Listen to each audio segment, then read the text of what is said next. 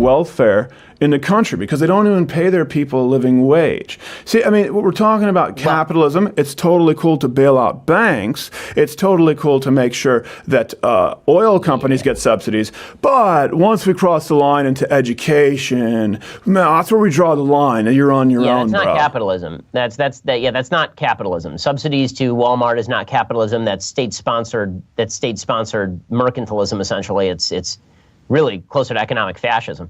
I agree that Walmart would be actually forced by the labor market to pay its workers more if you did not have the government picking up the food stamps on the other end. That is a supplementation of wages by the federal government toward businesses like Walmart. I don't believe that big businesses should be receiving subsidies from the federal government any more than I believe that individuals generally should be receiving subsidies from government. So, okay. So if welfare just didn't exist, if EBT cards just didn't exist, Walmart would pay $15 an hour. Is that a fact, Mr. Meta Economist? Well, right. they would, in fact, have to raise their wages because people cannot work for a non-living wage or they would be dead by definition. Do you think Walmart cares if you die in a gutter?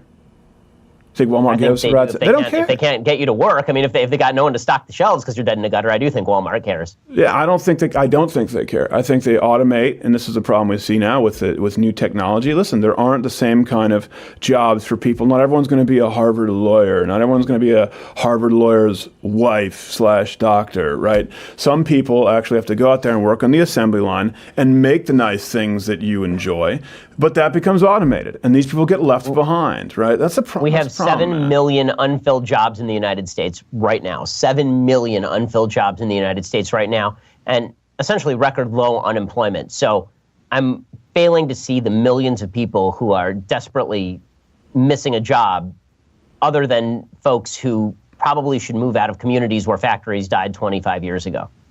Oh, yeah. So that's their solution. Just, hey, move. It's not my problem. Pretty much.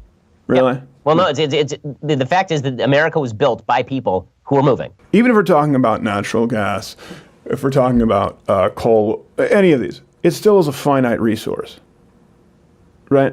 Capitalism does not have there's no moral imperative to move to something that's renewable. If something that is a more toxic alternative, let's not say horrible for the environment. Let's go with what you say, right? And say, okay, fracking's better than the typical kind of extraction methods for oil. All right, listen, let's give you that. It's still a finite resource.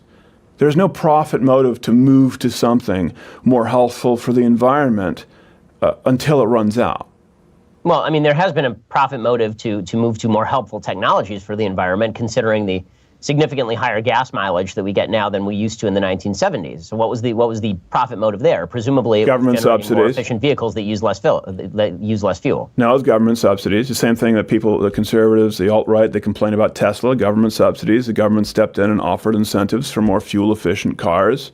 That's why it was not mere subsidies alone. It was also the fact that there was high demand as oil prices rose for smaller vehicles. When oil prices go down, there's less demand for smaller vehicles. When oil prices go up, there's more demand for smaller vehicles. Also, the left has been complaining about the idea of peak oil for some decades now, and we've not yet reached peak oil. Plus, with regard to technological development, would I love to see whoever cracks the code on renewable cheap energy is going to make more money than anyone in the history of humankind. The big problem here is that solar is simply not capable of generating the amounts of energy necessary to power entire civilizations.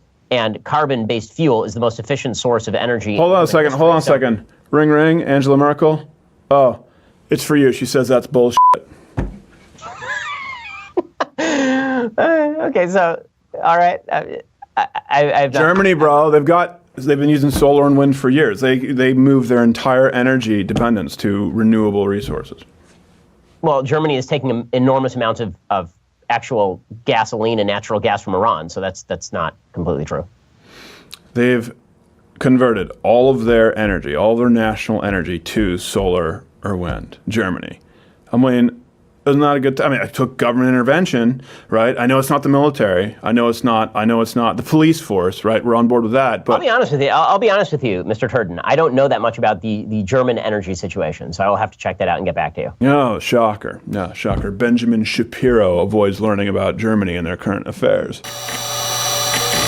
Well, some of this, though, obviously, right, is sort of self-serving. Recently, you did a video, I want to make sure I understand, on Pinterest, and it got removed. I know you got really upset about that. Can you explain that to people who don't know? You did a video on Pinterest, sort of making some accusations, and I think you doxed somebody, and it was removed, and you were mad. Yeah, and this is probably the perfect example of why any kind of restrictions on speech, particularly when they say it's hate speech, is so insidious.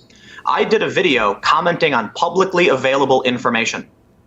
But because the story was damaging to this massive billion-dollar corporation, apparently, this is my understanding, right? So this is where we're at so far in the story. I haven't reported this yet, but it seems like a legal firm filed a privacy complaint, and YouTube just takes the content down, even though it's public. So this is a massive legal firm with probably hundreds of millions of dollars, maybe tens of millions, I don't know, getting journalism taken down by lying, essentially, or putting pressure on YouTube. And to be clear, for people who don't know, this information was made public by James O'Keefe, so they can check the sources for themselves. Right. So James O'Keefe does an expose, and he let's call it that. Yeah. Well, yeah. You don't have to like the guy, but he had a whistleblower on the record. And if you don't want to trust James, you can trust the guy who did get fired from Pinterest saying this happened. Okay. Now, if you want to argue that journalism violates someone's privacy, I think you're wrong. But James O'Keefe did publish someone's name. I still think James O'Keefe is in the right on that issue. But then it gets even crazier when I'm simply commenting on what everyone already knows, and they still say you cannot do that. Now you have massive unaccountable companies, like no one elected Pinterest to determine what beliefs you're allowed to have, but they are suppressing information. And once people found out, because regulation is coming, Pinterest then acts in the interest, or I should say YouTube and these other platforms, because even Twitter took down James O'Keefe's videos. They're protecting each other as far as I'm concerned, because they know regulation is going to be bad for their bottom dollar. That's the key there, is as far as, I want to make sure people understand, as far as Tim Pool is concerned. Let me ask you this. I know you say that you're more moderate left, but you just mentioned, James O'Keefe and Pinterest, and obviously you've defended Stephen Crowder with the Carlos Mazzah conflict. Do you ever worry you're on the wrong side of history because you're consistently siding with and defending bullies? Does that ever occur to you? But I've made several videos in the past several weeks defending the left. I made a video yesterday defending an anti-fascist who was suspended from Twitter because his book had KKK heads on it. So I'll tell you what happens. People like you, Skylar, only ever watch the videos that are supporting the speech of people you don't like, and you ignore it when I make videos defending the speech of people on your side because it's not sensational enough for you. Well, I have to be honest, I'm not super familiar with your videos. It doesn't show up in my suggested feed. That's probably true too. Yeah. So I don't listen. I haven't seen all of your videos, but if you say that, I'll take your word for it. And I'll tell you what's really funny is this author who got suspended from Twitter, which he shouldn't have, because of his book cover, starts ragging on me when he's complaining about it. I defended the guy, so I'll tell you what, man, I'm going to defend speech. I defended flag burning, right? My principles are where they lie. It doesn't matter. I don't, in fact, I find myself more likely to agree with the speech of people who are moderate left. I think there's a lot of people way too far to the left than I would a conservative. But the issue is it's obvious. Well, then First they come for you, then they come for me. Well, then why would you defend someone like a Stephen Crowder, right? With a smaller guy like Carlos Mazzah and he had less than 100,000 followers. And that's a clear example of Crowder obviously had violated terms of service by making hateful content, which YouTube said, and a big channel with almost 4 million subscribers going after a lifelong LGBTQ advocate. How is that not a prime example of Well, bullying? First, YouTube said Stephen didn't break any rules. Well, they demonetized him, so they did, right? And because he caused, in their view, they said it was harmful to the community. But here's the bigger problem: would you prefer it if Carlos Mazzah was banned from Twitter and YouTube? Is that what you're advocating for? Because Carlos Mazzah has repeatedly done the exact same thing. In fact, one of the big problems is, first of all, I understand comedy, right? I'm a big fan of George Carlin, and George Carlin he had this bit in the early 90s where he used every racial slur in the book and said, it's not the words, it's the person behind the words you've got to be worried about. And the reason why that's so important is that Carlos Mazzah used those words on himself. If we held everyone to the same standard, Carlos Maza would have been banned from YouTube way before Steven Crowder ever got to the point of criticizing him. Well, no. That's listen. That's a false equivalency. If we're going to use George Carlin's example, it would be it's the person behind them. It's just like it's not the same for a black person to reappropriate the N-word versus a white person calling them that. Carlos Maza can use those words. Someone